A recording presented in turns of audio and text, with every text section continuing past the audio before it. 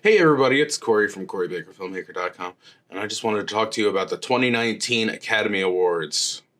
So here I am, wearing my red carpet finest to talk to you about my reactions to the nominations for the Academy Awards this year. Just as a preface to what I'm about to say, I haven't seen all of these films.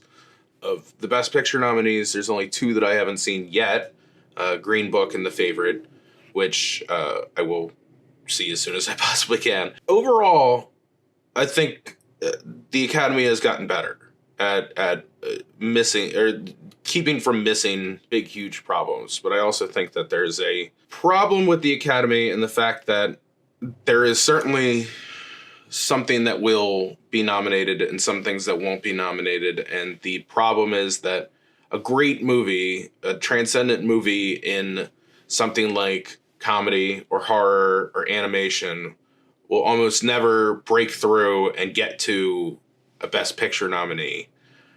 And I felt that a little bit this year, but we're going to go through it all. I'm going to skip all the shorts just because I haven't seen any of them, so I don't feel right to talk about that. Also, throughout this, if I come to a category with people who I haven't seen the specific film, I don't feel right saying this is a snub. The Favorite shouldn't have been nominated for this, that, or the other because this other movie that I liked better, even though I haven't seen The Favorite, I'm not doing that. So I will talk openly about how I feel about the nominations, who I think is the early favorite going on, but I'm not going to degrade people's work, especially on such a big day, seeing as I haven't seen the movie in question. So that's just a little heads up before we get into it. And I'm gonna go from the bottom of the ballot all the way up to the top. In film editing, the nominees were BlacKkKlansman, Bohemian Rhapsody, The Favorite, Green Book, and Vice. So haven't seen The Favorite, haven't seen Green Book, but two of my favorites from this year on editing made the cut. I really enjoy what Hank Corwin did with Vice. I spoke about how much I enjoyed Vice and particularly like how it was cut very much like The Big Short, which makes sense obviously because Hank Corwin did The Big Short as well. I think it's really close. I would probably give the nod to Vice, but I mean this seems like a category where it could go anyway, and I really didn't have any problem with the nominations. I didn't see an obvious snub here. Onto visual effects, this is where we get a lot more of the popular films, if you will. Avengers Infinity War, Christopher Robin, First Man, Ready Player One, and Solo, a Star Wars story. I don't understand how you wouldn't give this to either Ready Player One or Avengers, but I would like to speak to the incredible stuff that was done in First Man. First Man, throughout this whole process, I mean, when I did the review on it, I said this wasn't Chazelle's best. He had two grand slams and then he follows it up with a home run. It's hard to bat 1,000 to continue the baseball metaphors. But I think First Man did an incredible job with visual effects in a category in which usually you would find sort of like a superhero or, big blockbuster film win. Like it's usually a way to give an award to a movie that wouldn't otherwise win. So it makes me think that this might be Avengers or Ready Player One's award, but we'll have to see on that one. On to production design. The nominees are Black Panther, The Favorite, First Man, Mary Poppins Returns, and Roma.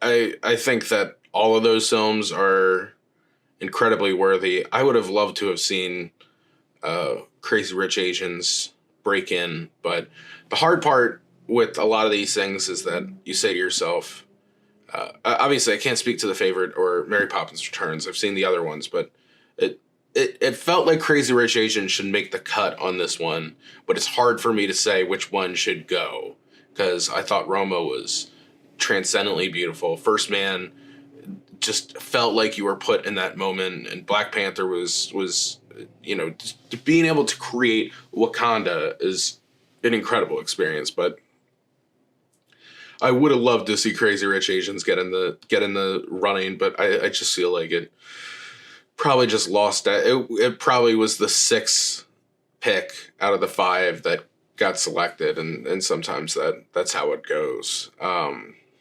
But I feel like it's got to be Roma for this one. It just like the world felt so lived in that Quran created, and obviously there's a lot of politicking to go, but right now Roma is my pick. On to Best Sound Editing nominees: Black Panther, Bohemian Rhapsody, First Man, A Quiet Place, and Roma. All of them very deserving. I probably wouldn't have nominated Bohemian Rhapsody for this. I had problems with the sound on this film just because I felt like it could have been bigger. Like it could have filled the space a lot more. And I mean, right now it was just sort of like driving around listening to Queen on a really good sound, like in your car with the volume turned all the way up. But it's not a great sound system. It's not like something that a movie theater could be possible of doing. It missed the opportunity for me there. So I probably would have found another film to sneak in there. Again, sound editing, sound mixing. This is usually where you would find more high fare. So it maybe instead of like a Bohemian Rhapsody, you could have seen like an Avengers or something like that in this space. But I'm fine with all the nominees. I wouldn't give the award, obviously, to Bohemian Rhapsody.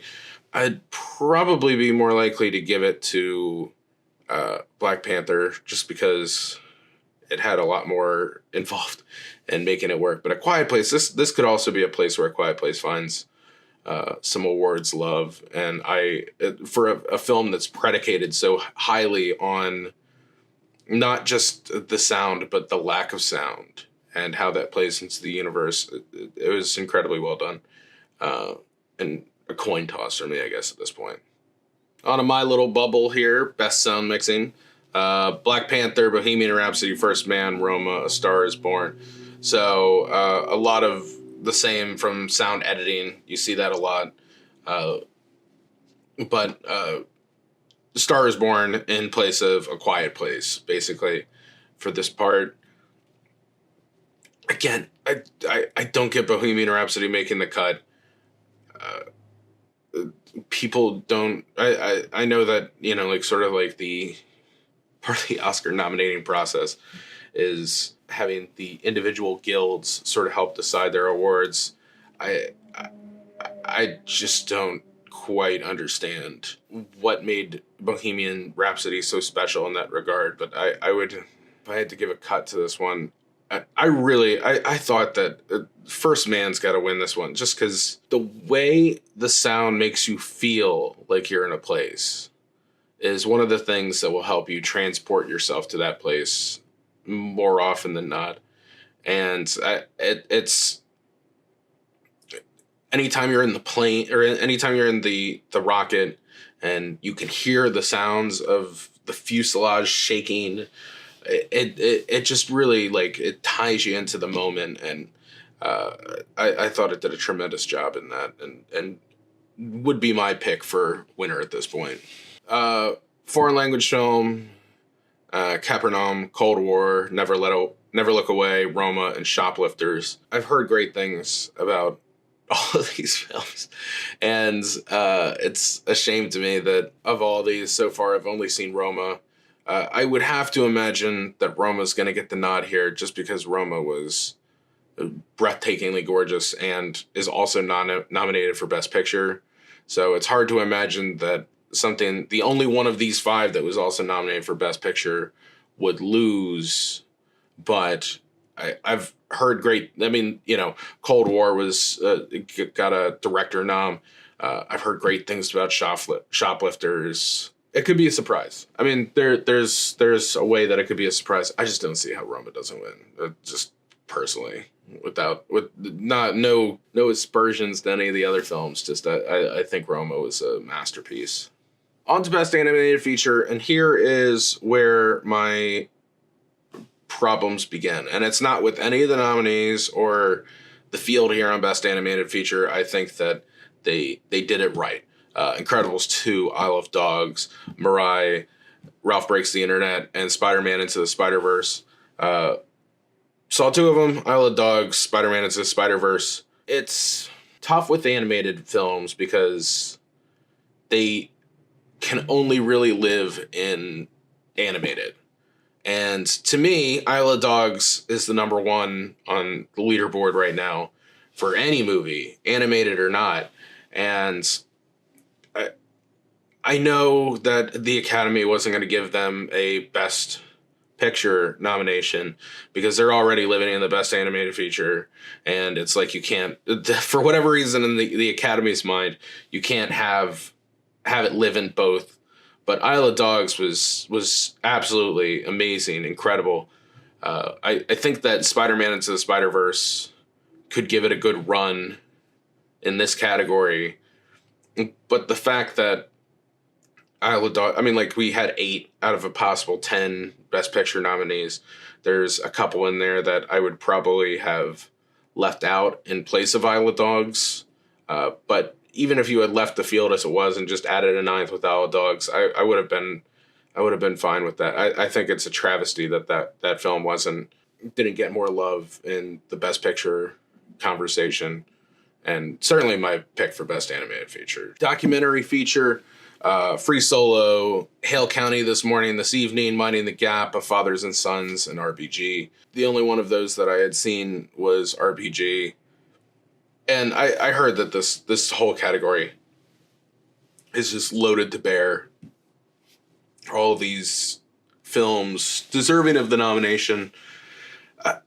It does surprise me that Won't You Be My Neighbor didn't make the cut, or Three Identical Strangers. Those both, along with RBG, those seem to be the 3 documentaries that sort of broke through a little bit more to the mainstream. I heard a lot of people talking about Free Solo, and I don't know. It just feels like there might have been 3 or 4 of these films that were all sort of in the same percentage basis as Won't You Be My Neighbor and Three Identical Strangers, and therefore they sort of cannibalized each other's votes. But I thought RBG was really good, and I would be happy if that won the award. Maybe they'll even see if Ruth will come out to Hollywood for the awards. Next up, Best Original Score, Black Panther, Black Klansman, If Beale Street Could Talk, Isle of Dogs, Mary Poppins Returns. Alexandre Desplat is one of our preeminent score composers, and I thought he did a incredible job. I'd be remiss, I guess, if I didn't also include Black Panther as possible there. Both of those to me are 1 and 1A as far as my picks for the year.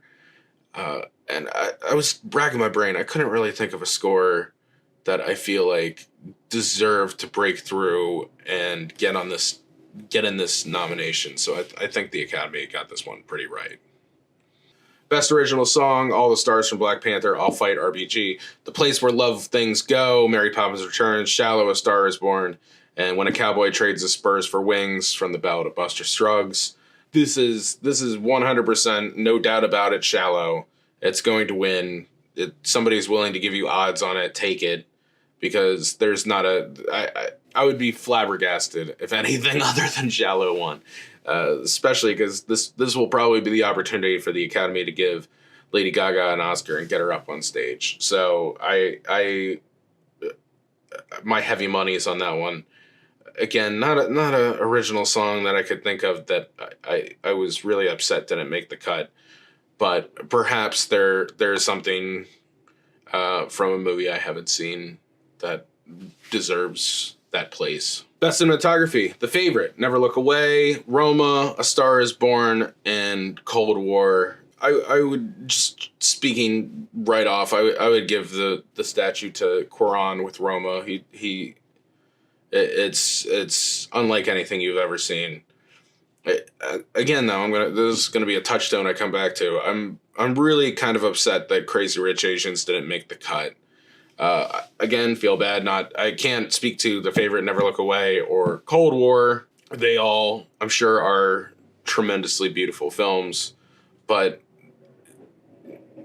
sometimes you got to think about snubs in terms of if you had a list of a lot longer and you could pick like a top 3 who would make it kind of thing. So it's not a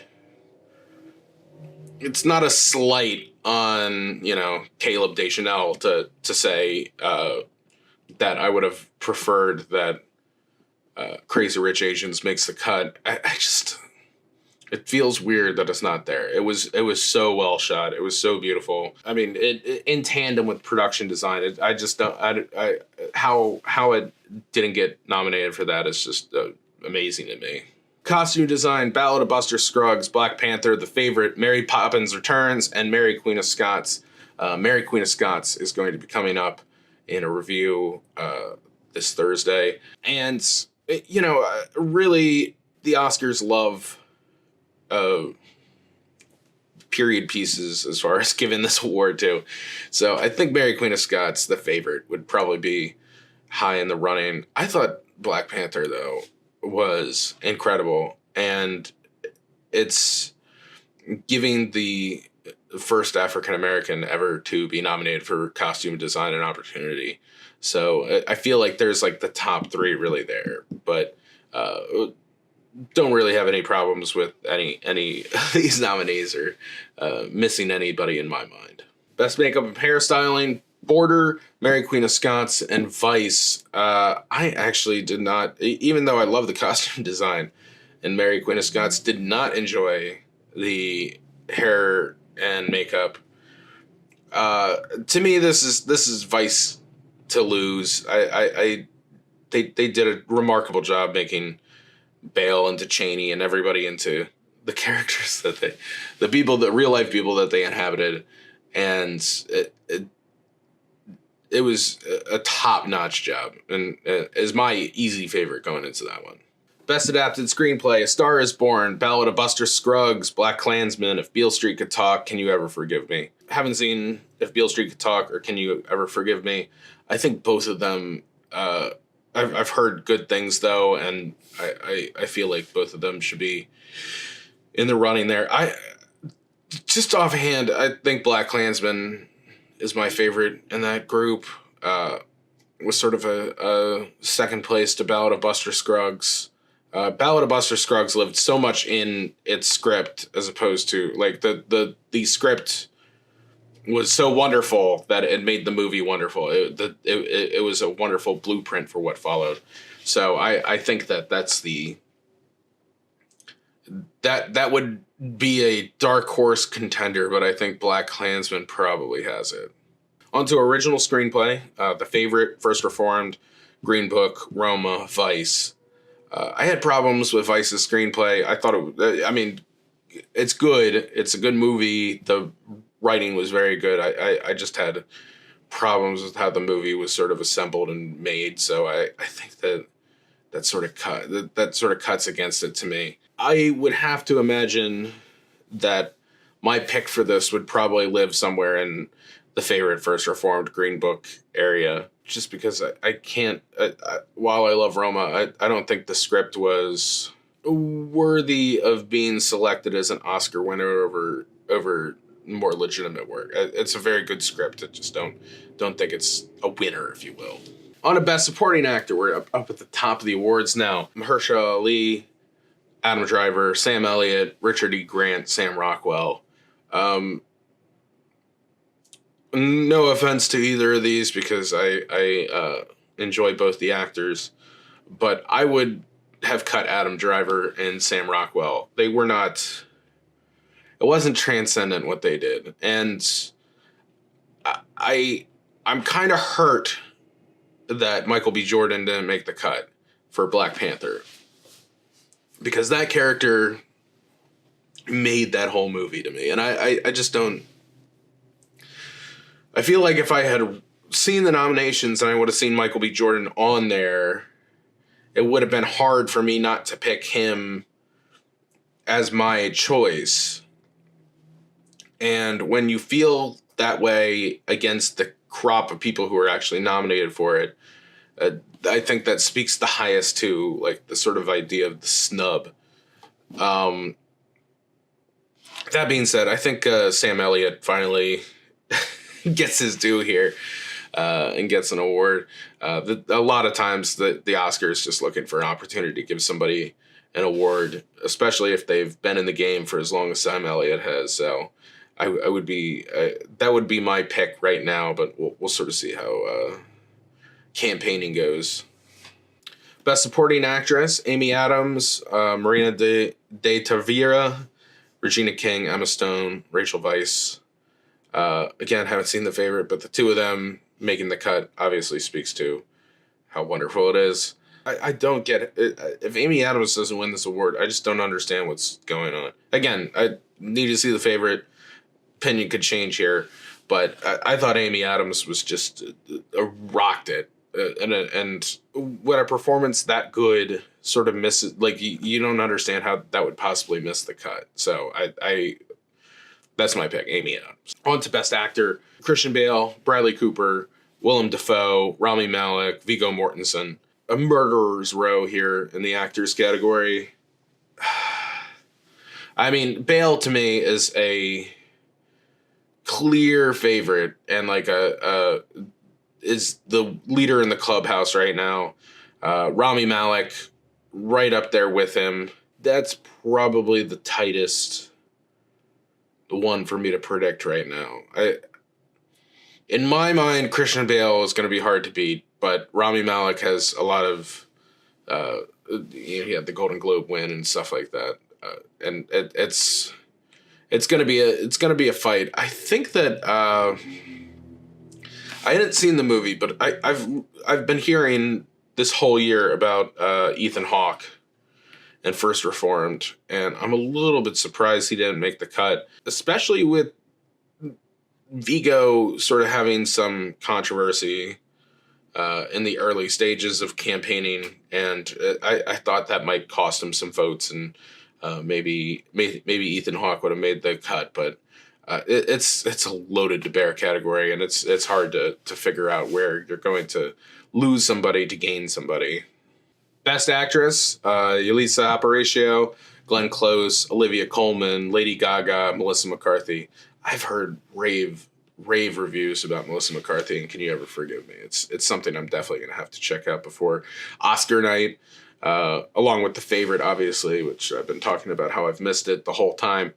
I've been hearing a lot of good things about Glenn Close as well, and I think that, again, much in the Sam Elliott vein of where they want to give an award to somebody who's been around for a while and hasn't made the cut, Glenn Close is one of our best. It's hard to imagine that, at least in my mind, that she wouldn't be right there at the end of it all. I said earlier in the year with Hereditary that Toni Collette would be in the running for me for Best Actress, but she might just miss out based off of how other people sort of line up in the space. I feel like now that I've seen the nominees here, I would cut Lady Gaga and put Toni Collette in there. Lady Gaga did a wonderful job for the movie. She fit it like a glove. She's not she's not like a tremendous actress. She's wonderful. She does this role great. I'm not saying that she can't get there, but I mean, like, just comparing it to like Aparicio, she is, that was a first time performance that she killed. She knocked out of the park, and it's hard to look at like sort of Yalitza Aparicio to Lady Gaga comparison and saying that Lady Gaga deserves to win in just that one-on-one. And Toni Collette, to me, just did a fantastic job in Hereditary. Of course, she wasn't going to get nominated because it's a horror movie, and the Academy just can't, for the life of them, figure out how to nominate movies that aren't dramas for big awards. And it's really, I don't know. But honestly, I don't have a problem with any of these nominees. On to Best Director, Alfonso Cuarón, Yorgos Lanthimos, Spike Lee, Adam McKay, Paweł Pawlowski. Ugh, Cold War. Didn't see Cold War, heard great things. If you're asking me where somebody could have probably sneaked in, it would have been there. There are so many directors that could have broken into, and the fact that it's a five person field is sort of it makes it tough to figure out who goes in that sort of conversation. But Peter Farrelly for The Green Book, I've heard amazing things. Bradley Cooper for A Star Is Born was in the running there. I heard amazing things about If Beale Street Could Talk. And it seems weird that Barry Jenkins didn't get in for director or best picture, but they weren't going to have one or the other. So it's that probably just basically barely missed the cut. Coogler could have definitely made a run, but again, it's where do you cut? Who do you lose? That's the biggest problem. Are you cutting Adam McKay to bring in Coogler? Like, I don't know. It seems kind of apples to apples at that point. They both did tremendous jobs. The analytical side of me says this is Cuarón's to lose. Though Lanthimos too, with all the nominations for the favorite, clearly is going to have a good night. I want to give it to Spike. I really do. I want to give it to Spike. I just think that Cuarón did amazing work. And it more than anything, I'm not disappointed that Spike isn't going to win. It's the fact that Spike hasn't been nominated like Spike should have been nominated up until this moment. And to run into the buzzsaw of Roma and Cuarón is just a little bit unfair to it. Finally, Best Picture. BlacKkKlansman, Black Panther, Bohemian Rhapsody, The Favorite, Green Book, Roma, A Star Is Born, and Vice. Again, no Favorite or Green Book have been viewed by me, so I'm not going to speak to whether they should or should not be. And I got into it with animated feature. Isle of Dogs was, to me, it was my favorite movie of the year, hands down. I thought it was incredible. It was the craftsmanship that was involved was just top notch. I would cut Bohemian Rhapsody right away. It was a fine movie. It was a enjoyable movie, but it wasn't. It wasn't other level like you think an Oscar Best Picture nominee should be. Isle of Dogs was other level. That should be in there. If we're really going deep, I think things like Game Night should. That was one of my to me one of the best times I had in the theater all year, and broke through on a filmmaking level for a comedy more than I've seen any comedy sort of in recent vintage do. And the fact that I could know prior to waking up this morning that there's not a chance Game Night would be nominated for anything, even though it could possibly be nominated for things. Just going to my rankings here real quick. I mean, like, I had Crazy Rich Asians rated better than A Star Is Born by a little bit. So I would have liked to have seen Crazy Rich Asians make the cut. Maybe it's like a ninth film. Again, it's tough. A lot of these things were like really close as far as like where they found themselves in the leaderboard for me. I had First Man ahead of A Star Is Born. I had Isle of Dogs, obviously, Game Night, Black Panther, Phantom Thread was last year, Shape of Water was last year. Yeah, I mean, it's definitely a good field. I would have rather have this thing go to 10 nominees and put in Isle of Dogs, and put in First Man. If you didn't want to expand the field, then I would have cut Bohemian Rhapsody and put in Isle of Dogs instead. Just at some point, the Academy's got to get their shit together and figure out how to best add all these pictures in and give it a place, because there's amazing filmmaking going on beyond drama, and there's never been a place where it lives other than sort of like its individual categories. And I had spoken on the the Nth podcast when the Academy was talking about the most popular film award and saying, if we're going to do that, we might as well just have a tournament.